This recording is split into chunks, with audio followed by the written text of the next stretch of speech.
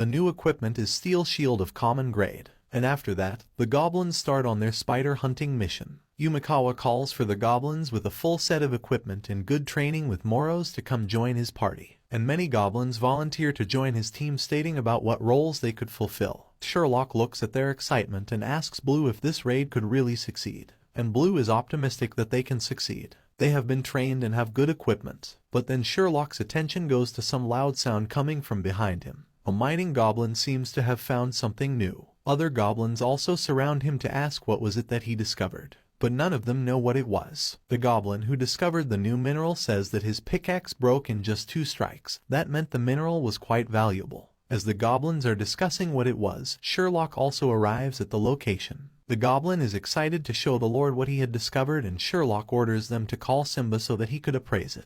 Then he orders the goblins to leave to their job, and they seem disappointed that there was no reward or announcement. Later, Simba appraises the new mineral and says that it was gold. The purity was not high, but it was still good enough to make magic equipment. Sherlock wants to know if it can be sold, and Simba tells him that if it was more pure, it could fetch a good price. But things also depend heavily on market demand and supply. Sherlock is thinking about the prospects of finding gold and asks Simba if he can create some tools to mine it. Simba says that he will ask the store about it, and Sherlock says that he will need 10 of them. He also wants Simba to ask if gold can be used to pay for the equipment instead of magic stones. Simba uses a magic letter, he burns it, and the message reaches the store. But then both Sherlock and Simba are surprised when they see that the goblins are ready to go on a hunting mission with Yumikawa as their leader. As they enter the portal to spider territory, Simba voices his anger. He says that the goblins were inconsiderate and thought he had no feelings. They wake him up in the middle of the night to make weapons for their raids, and he could not live peacefully like that. Sherlock understands Simba's worries and suggests a way. On the other side, even Moros goes through the same thing.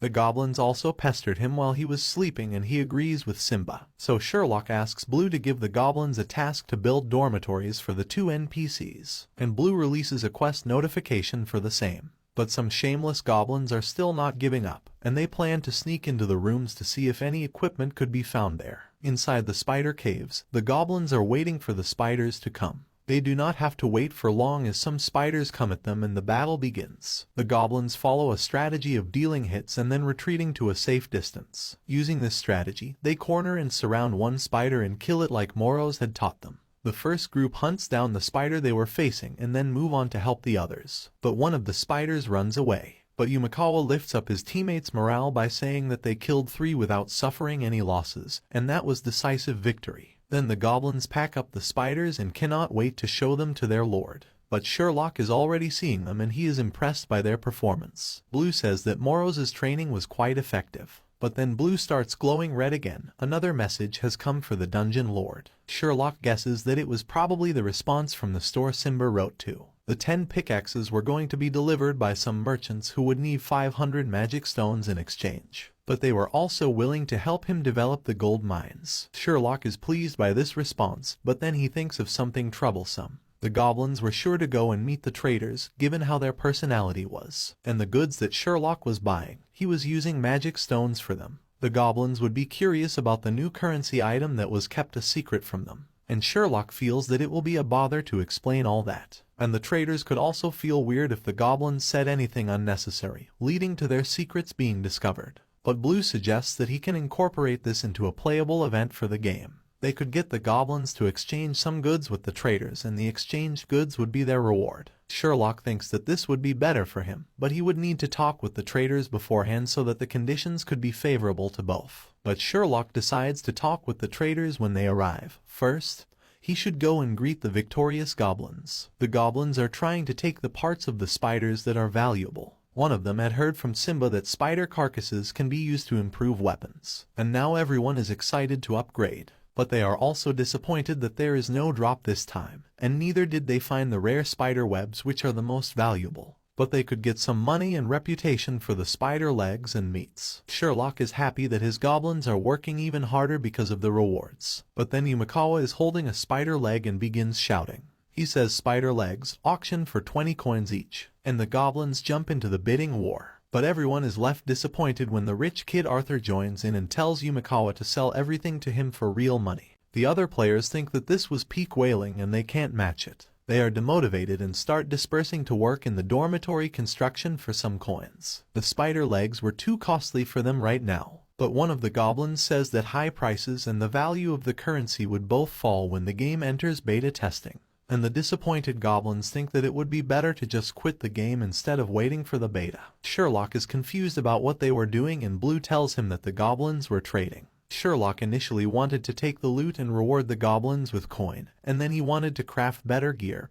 and sell them to the goblins. But since Simba revealed the secret, the goblins were going crazy and were trying to get the weapons made themselves. Blue advises Sherlock that as long as they set the right prices, they could still earn a lot from this scenario, and they could create many upgrade levels to maximize their profit. Levels is another new term for Sherlock, and Blue explains that with each upgrade, the stats of the gear would rise up. They would decide the cost and materials required, and the success rate of the upgrades would decrease as the levels go up. That meant some upgrades could fail and the goblins would have to buy more materials. They would sell the upgrade scrolls to the goblins for coins, and there were other ways to get more money from the goblins as well. And this way, the economy based on recycling the coins would bloom. Sherlock and Blue are both excited to bring along this new feature. As Arthur is walking towards Simba's shop, he notices the blacksmith putting up a notice. It reads that the upgrade function has been enabled, and spider webs and legs were needed to upgrade a weapon. A weapon could be upgraded only 5 times, but after the first 3, there was a risk of failure. Arthur is excited and he calls other goblins to come and see the new upgrade feature that had been launched. Some of the goblins do not like the news and that there was chance of self-destruction of weapons in upgradation, but others think that it was a good thing and the failure chances only appeared after 3 upgrades. And the first player to try the feature is Arthur. He goes to Simba and says that he wants to upgrade his weapon, and Simba tells him to follow him. Other goblins also follow them to see how it was done. As Simba is preparing to upgrade the sword, the goblins watch nervously. He then throws the heated sword into a liquid and blue flames erupt from the liquid. The goblins are amazed and think that this was a special effect. But a goblin falls as a result of the excited crowd's stampede. As he picks himself up, his hand touches a piece of paper. But as he reads the contents of the paper, his eyes sparkle. He had found some breaking news that was going to go viral as soon as he vlogged about it. As Simba is working on the upgrade, some goblins think that this was not going to go well. But the blacksmith is about to finish and he then presents the finished sword to Arthur. But as soon as Arthur checks the stats of the weapon,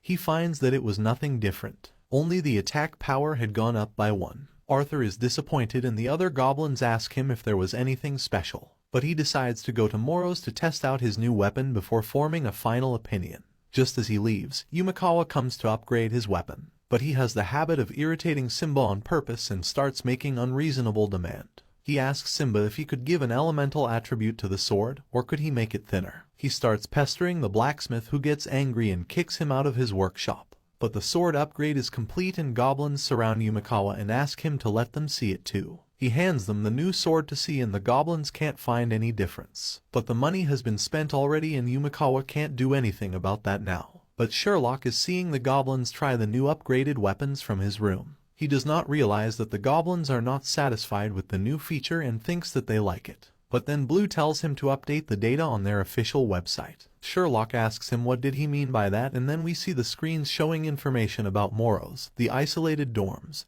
diamond shield, spider silk and legs, and the weapon upgrade. Blue says that this was the new and updated version of the game and the players were sure to like it. And another feature was soon going to be introduced. That would be the mysterious merchants. Sherlock starts inputting the data in the official webpage of the game Eternal Kingdom as the 0.01 version. The post gets great response from the Otherworlders and they can't wait for the official release. Sherlock is scrolling through the comments and says that the Otherworlders like their game. It was all thanks to Blue. But then Sherlock stops scrolling as he sees something shocking. He tells Blue that one of their secrets got leaked. On the screen, he sees a beta tester had leaked some important secret information he found out in the dungeon city. It's the end of this video. What? Like and subscribe for more videos.